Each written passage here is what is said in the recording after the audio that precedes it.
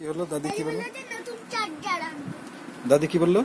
নতুন চার্জার আনতে বলিস। নতুন চার্জার আনতে বলিস? হ্যাঁ। তো আমি কি দাদির চার্জার আনতে যাব? হ্যাঁ।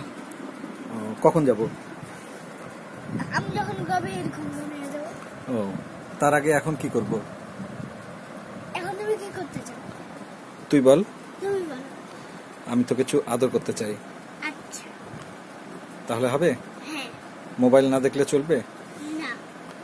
তাহলে মোবাইল ওকে দেখা লাগবে? হ্যাঁ। মোবাইল দেখে তারপর দাদির চার্জার আনতে যাব? হ্যাঁ। দাদির এই চার্জারে কি হয়েছে?